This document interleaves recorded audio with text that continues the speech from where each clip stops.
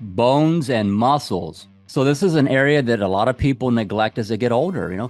Muscle mass or lean muscle mass, skeletal muscle, bone mineral density, right? This is something that it would seem it's a no-brainer, a very important area of our health, but a lot of people typically do not place value on these two areas: lean muscle mass, bone mineral density. So this is important as you age. It's this idea that I've spoken about in other videos, and I'll put some links below to two videos. The one's about sarcopenia, the wasting away of muscle as you get older for people who are sedentary. Another one, there's a couple of other ones about osteopenia, osteoporosis, and also speaking to areas about what you need to help prevent that: strength training, essential mechanical stress, working out, giving your body a reason to make adaptations. That's going to be something I'm going to talk about today. So as we age, our body, it needs a reason to maintain adaptation. So you can speak of areas of, being in condition for something, right? But there's also deconditioning that can happen, right? So a lot of people, for example, who maybe played sports when they were younger, maybe you were an athlete, football, for example, weightlifter, powerlifting, something like that. However, as you got older, you just became sedentary, right? So over time, as you age, perhaps sitting down at a desk at a job, you become deconditioned. So the need to build a foundation in your life of physical fitness, strength and conditioning, it is very important because it will determine the quality of your life as you get older. A lot of people who are not prioritizing time in their life to maintain a reasonable amount of strength and conditioning, level of fitness, are setting themselves up to be more vulnerable as they age for injury, being overly dependent on other people, and just being at a higher risk for disease and other things that can happen with individuals as they get older. So in this video, I want to discuss bone mineral density and the importance of maintaining muscle as you get older. So let's talk about bone mineral density. In my 40s, I had a DEXA scan done at a university by an individual I know who's a professor out there in the kinesiology department. And so my bone mineral density was good. And the wider your bones are on that scan, when you see the picture of it, the thicker, the more density, right? So I was doing good in my 40s, right? When I had that done, my skeletal weight was determined too in that video. Maybe I'll put it up here because I'll have to go look at what that was again. But it was good. It was good as far as for me being 5'8", right? And then for a person of my size and weight. So that was good to see that when I saw this, kind of like a confirmation, like, hey, I'm doing pretty good. So I was doing exceptional compared to the general population for of any age, right? In terms of that, the indication of my bone health and the density of my bones. So this was a situation where they're looking at people who've been lifting weights and doing strength training as part of their life. And so at this point, at 52 years old, I've been lifting weights, doing strength training for 40 plus years. And in my 40s, it had been pretty substantial at that time too. So no surprise, my bone mineral density was good. So how does this necessarily work? So I believe that there's confusion in this area as far as how strength training and weightlifting will produce more dense bones, right? Bone mineral density. Because a lot of people think that they can accomplish this through doing the minimal effort, or maybe just doing the bare minimum, right? It's kind of like people who talk about how they want to be healthier for cardiovascular, but they do the bare minimum. That they might walk super slow pace for maybe 15 minutes in the morning, which is better than nothing, I suppose. But yeah, walking for 15 minutes in the morning, slow poke pace for 10 years is probably not going to do much if you don't at a certain point have a progression to challenge yourself and push it more than just that, right? For these situations, use example for walking, right? Now for lifting weights, it is similar in terms of what you can really expect. I've actually seen individuals in a gym over a period of probably 10, 15 years or so, lifting the exact same amount of weight. This particular individuals with no health issues, there's nothing wrong with their joints, but they just maybe get under a little 20-pound bar and squat it, right, for their sets of 10 reps, right? And they do that all the time, consistently. Same individual, as they get older, they get osteopenia, osteoporosis. Imagine that, right? Nutritional issues that are probably going on too. They're not eating properly. A lot of variables for sure. Hormones, all kinds of things can play into this, to be fair. But the point is, I'm not surprised if certain individuals are not necessarily getting the adaptations and benefits, because in the beginning, for an individual who begins working out, let's say you're a beginner, someone watching this video, you've never lifted weights, worked out, it is completely understandable in the beginning. You're not going to try to, use heavier amounts of weights or overload yourself with things that you're not yet capable of doing. So progressive overload, you want to continue to use heavier loads of weight, challenge yourself as you become stronger as a process over a period of time. You're not going to be a newbie or a beginner and be trying 1 rep maxes or trying to do, 5 reps of weight. You can't even control it, right? So no, you're going to have to get neuromuscular adaptations, right? Coordination. You're going to have to learn the movement patterns, be safe. However, at a certain point, once you're, moved through that stage, you don't want to be the guy in the gym who has been doing, let's say it's a multi-joint exercise like squats, which is very important. Squats load the hips, spine, the back. Important to do that, by the way. Sitting in a machine just doing a single joint exercise, like a leg extension or maybe a bicep curl, that's not going to do you much good in terms of protecting you in terms of the bigger picture here. And I'll get more into that here later. So yeah, if you're the guy or girl in the gym, and good for you for being there, not just to say, good for you for being in the gym, but if you've been doing the same weight for the last 10 years without challenging anything beyond that, in other words, you got more gas in the tank, or you got more juice in the tank, right, that you could probably, push it a bit more, you're doing yourself a disservice, because here's what happens.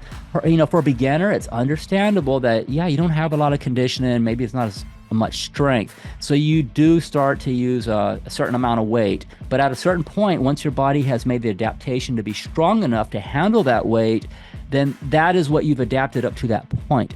So anything that's, if it's not going to be beyond that, right, you're not continuing to give your body reasons to adapt more, or at some cases to even maintain, right? Depends on the situation as you get older.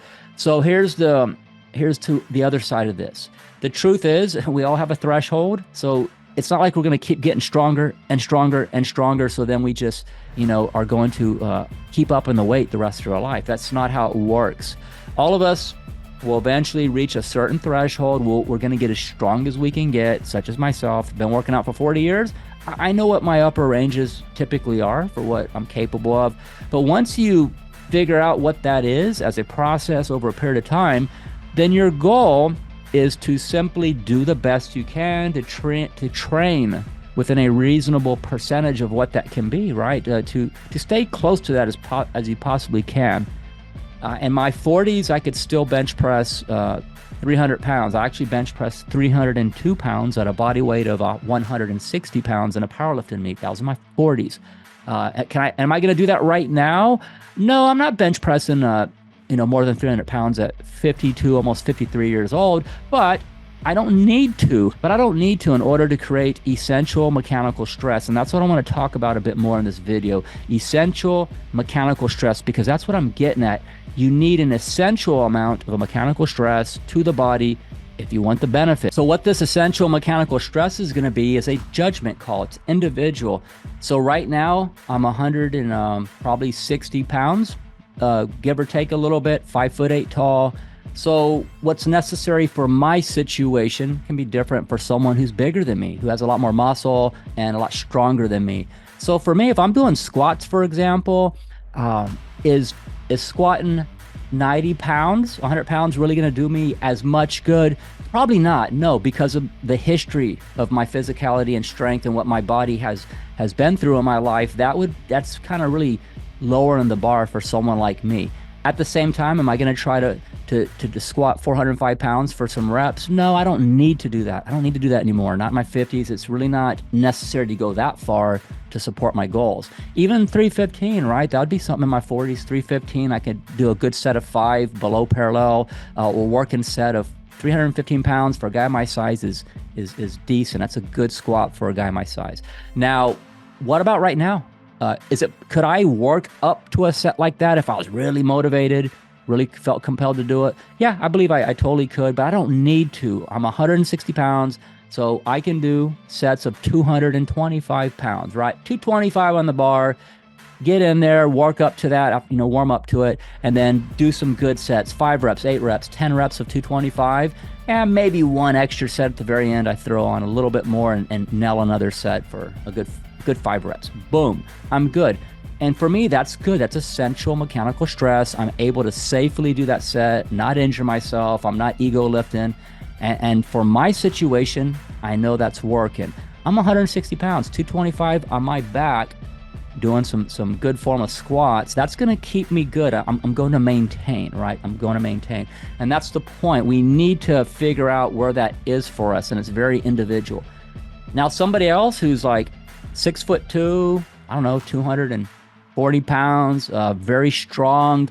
Yeah, 225, it might do it for them too, but maybe for them, that's very easy weight. They might need a bit more to feel stimulated, like, hey, I'm getting something out of this. What about that person in the gym who does dumbbell flies with maybe 20-pound dumbbells? Not making fun of that, right? Nothing wrong. And good for anybody who's in the gym, by the way. Let's be clear about that. Anybody in the gym, good for you. You're in there prioritizing your health.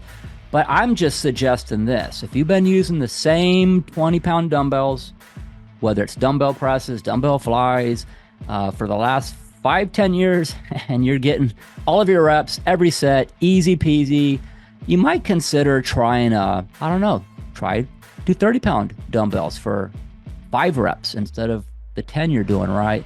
Why not? Try to see where you're at. Push it a bit more, because you need to continue to give your body a reason. Challenge your body. And you may have heard of periodization, right? Systematic variation of exercise selection. So that's a big thing. You see a lot of videos on that type of content here on YouTube. So the fact that we can get these adaptations to have healthier, stronger bones, more bone mineral density, right, which helps us be less likely for injury. If you fall down, you're less likely to break a hip. By the way, if you're in shape working out and you do things to maintain your physicality, your body, your strength, agility, all these things that you think, sometimes people think that's only what young people do, but no. Why do I need to stop doing that? I'm in my 50s. I do plyometric box jumps. I still do some power cleans sometimes, explosive movements. I want to be able to have horizontal power, vertical power, all these things, because number one, if I maintain that, I'm less likely to even fall down to begin with. I can catch myself, recover, have better reflexes. But if I do fall down, there's less of a chance breaking that hip, right? Because I've been maintaining myself. I've laid the foundation to have as strong of bones as possible, dense, strong bones. So I think you get the idea. I could keep going on this subject for a long time, but essential mechanical stress, you need to have enough of it. There's actually research and studies about this.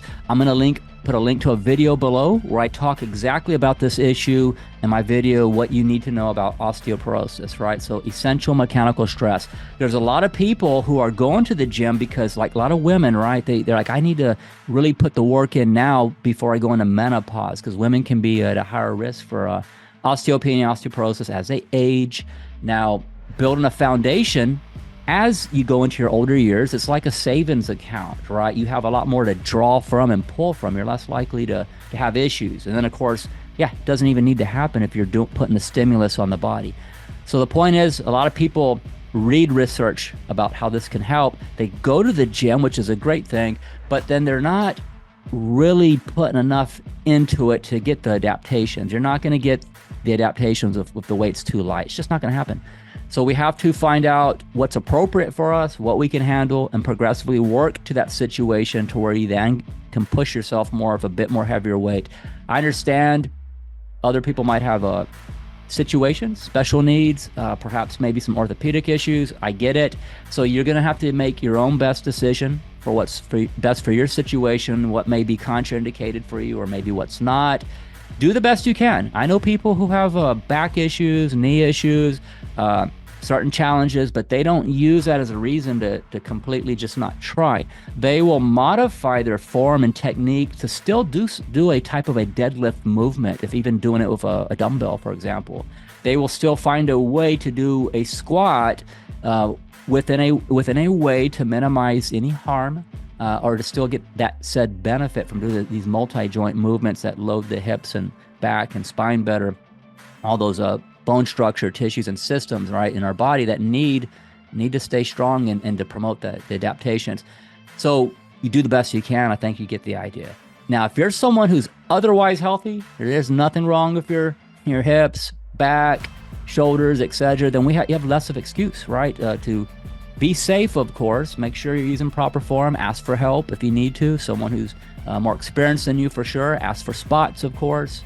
Be safe about it, but be willing to kind of put it out there, right? You got to, test the waters sometimes, and you don't need to be somebody who does a 1 rep max, every week. You don't need to be that guy or person, but be willing to try a bit more, and it's a judgment call. Every week when I'm in the gym, I listen to how my body feels, the feedback, and if a set feels a bit easier, for example, whether it's the squat, maybe deadlift, dumbbell flies, dumbbell rows, then I will grab the next weight up, right? Let me see what I can get out of that. What can I squeeze out of the next set? So not to forget about the muscles, right? Sarcopenia. So you have atrophy, hypertrophy, if you will, and these things go in either direction. So you're either building up or you're wasting away. So the old adage, use it or lose it, is very true. So muscle really is our best friend as we age and get older. It provides a protective factor. So our longevity, there's a strong relationship between how much muscle you have, explosive power, so on, as you age, to how long, not only how long you're going to live, but the quality of life you're going to have, and so you don't accidentally die. So I'm going to put some links below that speak to these issues that will go into more detail than I'm doing in this video. It's New Year's Eve, right? It's last day of 2023, December 31st. So I just want to touch on this issue and bring it up this morning to remind people. So I'll be putting this in my fitness and my 50 series playlist, and just my general wellness and tips playlist. So if you are new to this channel, meaning this is the first time you've seen one of my videos, if you like content that's a bit variable about health issues, not just physical health, mental health, other topics, this is my 2 cents channel where I share my thoughts about different things and share information. So if you like this type of content, I appreciate it if you could like the video, subscribe to my channel, click that notification button to notify you when I put more videos out. So in summary, muscles, they're our best friend, and having strong bones obviously is equally as important. They go together, right? This physical body, it is your avatar, if you will. It's your vessel in this world. So take care of it, right? Strong muscles, right? All of the muscles, right? Not just biceps and chest. You want strong back, have the whole thing working, right? To be clear, you don't want to be the person who's only chest day at the gym. No, you want to be the whole system type of person. Train everything systemically to work together. Functional strength, right? Transferable to actually activities of daily living. So I hope everybody has had a good year, and that we think about next year setting standards, not goals, as it's said sometimes, which I agree with. We set standards which follow what we value, which follows what we value, right? And also what we prioritize. So standards, not goals. Whatever those are for you next year, I would hope that it includes either setting or maintaining a standard of physical fitness, which supports mental health, supports quality of life, and so on. So everybody have a good, happy, safe New Year's Eve and a happy New Year. Thank you.